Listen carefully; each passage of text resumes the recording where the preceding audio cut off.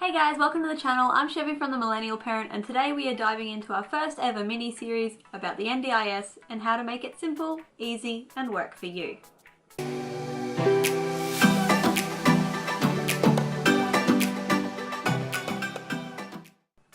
This is the first mini-series for the channel and it is all about the NDIS, keeping it simple and making it work for you. This series is for anyone who is interested in the NDIS, considering applying for the NDIS, or who is already a participant of the NDIS. The first episode, which is today's episode, is going to be all about eligibility and applying for accessing the NDIS, the application process and what you need to make it work for you. Episode 2, which will be out Tuesday next week, if it's already uploaded I'll have it in the cards, is all about the planning process, how to prepare for your planning meeting and how to make the most of creating your plan. Episode 3, once again, will pop up in the cards above if it's already been uploaded. It's all about using your NDIS funding and how to get the most out of it. If you're new to the channel, please hit that subscribe button, hit that little bell so you don't miss any other episodes.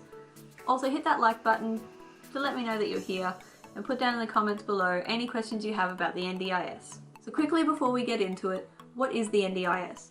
The NDIS is the National Disability Insurance Scheme, designed by the Australian Government to help support those with a disability to improve their daily quality of life. It is rolling out throughout Australia at the moment. I don't know if it's fully rolled out throughout Australia yet, so I'll put a link in the description below to the NDIS website so you can check if the NDIS has rolled out to your area or what you need to do to help prepare for that. So to get started with the NDIS, the first thing you need to do is give them a phone call and go through what they call the Access Eligibility Check. So basically it just gets all your information regarding how old you are, where you are, whether the NDIS is available in your area, along with what your current situation is regarding your disability or circumstances that you are in. After you've given them a phone call, the NDIS will send you out an information pack with an application form included in the pack. This application form goes through 6 different sections of criteria that the NDIS uses to assess your capacity for daily living. That is what the NDIS is all about, is supporting daily living. So the 6 categories that the NDIS looks at in their criteria are communication, learning, mobility, social interaction, self-management and self-care. We're going to go through what all of those mean right now. So category 1 is communication. How well can you communicate one-on-one with someone? If you require a device or a specialty item or a third person to help interpret what you're saying to be able to communicate with someone, that is something that you can put down. So if you require an interpreter to help interpret sign language, not multilingual, or if you require a computer to be able to communicate, that is what can tick the box for the communication category. Second category is learning. Now this isn't learning like in school. This is more how you can retain learning. So if you've learned how to prepare a meal and then you go back the next day and you cannot retain the information and you do not know how to cook that meal, or if you require a one-on-one assistance to be able to learn in general, that is something that goes into the box for the learning category. Category 3 is mobility. Basically if you need a specialty device or a third person to help you move around, whether you need a wheelchair, a prosthetic, or a physical aid. The fourth category is social interaction, how well you can interact in social environments, so whether you can abide by the unspoken social etiquettes that are expected of you, how to speak with others or knowing when an activity is changing and following the flow of events, things like that. This is a key one for those with ASD. Social interaction is a box that you can tick. The fifth category is self-care, so whether you can feed yourself, whether you can bathe yourself, go to the toilet, if you can dress yourself physically or pick the appropriate clothing to wear for the day. If it's a 40-degree day and you choose a tracksuit, that is something that goes into self-care, needing support with. The last category is self-management. This category can only apply for those that are 8 years old or over, so if you're applying for your little one who's 7 years old or under, self-management is not an option, it's not a category that you can apply to your application at this point in time. What it means, the best way it was described to me is how well do they adult? How well do they move about the world? Can they cross the road safely? Can they catch public transport without any issue? Can they go buy their own groceries without, just buying lollies and snacks and not actually buying anything that could be a meal. Things like that are what come under self-management. Also, how well emotions are regulated. So do they react appropriately? If they spill a drink, do they explode into a fit of rage, or do they have an appropriate level of response? Things like that is what comes under self-management. Now back to the form. Now that you've got this form that has those categories in them, you need to take it to a medical person to fill out. So your GP, your psychiatrist, your pediatrician, or your other medical specialist that you see is someone who can fill out this form. If you see an occupational therapist, a speech therapist, psychologist, someone of that nature, they cannot fill out the form. NDIS will look at it and say the wrong person has filled this out, tear it up, and you'll have to start all over again. The quickest and cheapest way for you to get this form filled out is to go see your GP. They can fill out the form. Your therapist, allied health professional, cannot fill it out, but medical professional can. I want to stress this point because so many people have had their psychologist fill it out only to be told, no, it's rejected purely based on the fact that the wrong person filled out the form. Furthering into the form though, you can fill out most of it, but when you get to section 3, that is the part that the doctor or the medical person needs to fill out. It'll have those 6 categories that we just spoke about, all on the form. Each category will have 3 tick boxes and a description box. The first tick box will say requires assistance with a device or specialty item. So if you require a computer to communicate, special sensory clothing, or a prosthetic to be able to move, that's the box that the doctor can tick. The second tick box is requires assistance from a third person or a third party. So if you require someone to physically help you into the shower or physically wash you, that is something that can go in there. If you require someone to give you guidance or prompting for social interaction or how to communicate, or an interpreter, that comes under. Basically, if you require another person to help you do whatever it is that you need to do, that comes under, or that makes that box being able to be ticked. The third box is does not apply. So obviously if the category doesn't apply to you, the doctor just ticks that box. The description box that comes under those categories is key. The doctor or whoever it is that fills it out has 2 lines that they have to write, depending on how many boxes they tick.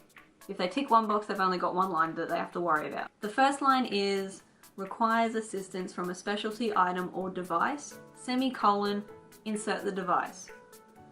So literally copy and paste of what was written in the tick box, semicolon, insert the device. So requires assistance with specialty items / device, semicolon, computer, semicolon, prosthetic. Whatever it is for that category specific thing. The second line, if they've ticked both boxes, all they have to write is requires support from a third person or a third party, semicolon, supervision, comma, prompting, comma, modeling, comma, physical assistance, anything like that, how that third person helps you with that particular category. You can even repeat this many, many times. So a good one for learning is requires assistance from a third person, semicolon, one-on-one attention for retaining information. That is probably the most detailed line that you would need in that descriptive box. Now that the form is filled out, it's time to put your application together. So once you've got this form filled out, you need to collect all medical documentation and other statements, which I'll get into those in a moment, and put them all together. It is strongly advised that you only put in medical documentation, 1, that you feel comfortable with sharing, but 2, that is relevant to your application. So for us, my son's speech assessment report was not relevant for our application. He does not need support with his speech. His psychology, OT, and letter of diagnosis were medical documentations that we included because they were relevant for why we were asking for support. Now for statements. What I mean by statements is, if you are the person with the disability, you can write an account of what your day entails, what it accounts for you. Other statements that are very important that has been commonly used is one called a CARER'S IMPACT STATEMENT. What this is for anyone that is a carer of you, or if you are a carer for someone, it is your account of what a typical day is, taking care of this person. You also need to put in there any steps or activities or specific things you need to do to help support them, and what are the sequence of events or what are the consequences of if those steps or if those actions aren't done, what happens for the person. As an example, if I don't go through my son's predictability plan of a morning, he ultimately will end up having an anxiety, panic attack, leading to a meltdown for transitioning to school. So that is just part of something that I would put on my CARER'S impact statement. I will try and insert something up here as like a template for the CARER'S impact statement. If I can't, please put down in the comments below and I will send you the template that we used for our CARER'S impact statement. There are many layouts available, but this is the one that we used, so if I can't insert it, put down in the comments and I'll send you one. So now that your application is all together, you can either post it or email it back to the NDIS. I'll put the postal address and the email address in the description box below. If you are going to email it back, you just need to put in the subject line access request, reference number, and you'll have a reference number that is applicable to your file or your case, whatever they specifically call it. After you've sent in or submitted your application for an access request, give it a week or two and give them a call. There is a thing on the recording that says do not call to ask how your application's going, and that is fine, but this is the fastest way to find out if the NDIS actually received your application. I have heard many stories of those that they've waited the 3 months that they've said if you don't hear, give us a call in 3 months, only to find out at that point that no, they didn't receive the application and they've got to start again. It is unnecessary, so just give them a quick call, even just to confirm that they got the application. Other things to know about the NDIS. With wording, they love the wording capacity. Capacity for daily life is what they are assessing, is what they're trying to support and improve quality of life for those with a disability. Avoid wording such as when well, because the NDIS doesn't care about the bad days. They care about supporting the day-to-day, improving the day-to-day quality of life. So when they see something that says when well, they will just assume that that whole specific piece of documentation is about when they are unwell, and they'll disregard it. Now, in saying that, if you have like a 70-30 split between good days and not so good days, if majority of your time is a not so good day with this person with a disability, or if you are the person with a disability, put that in for things like your CARER'S impact statement or your paperwork. Put in the not so good day if that is the majority of your days. Out of the 6 categories, to be eligible for the NDIS, you only need to satisfy 1 category. Not 2, not 3, not all of them, just 1. Other people will say, oh, but you need more. Ideally, in theory, the more categories you need support in, the better, but you only need to satisfy 1. Just 1. It's also worth noting, to access the NDIS, you do not need a formally diagnosed disability. You can still have issues with daily capacity for living in those 6 categories without a diagnosed disability. So once again, if you haven't been formally diagnosed with a disability, that is okay. You still can access support to help. Once your application has been processed by the NDIS, you will have a letter in the mail. You will also receive a phone call from a private number. So if you have applied for the NDIS, you're gonna have to answer those private numbers when they call you from time to time, and just fingers crossed it's not a telemarketer and it's someone from the NDIS saying congratulations, you're in. Another thing is your application for the NDIS is assessed by business analysts, not medical professionals. There is a medical team there, so if there's any particular jargon that the analyst does not understand, they can get it deciphered very quickly and get back to assessing your application.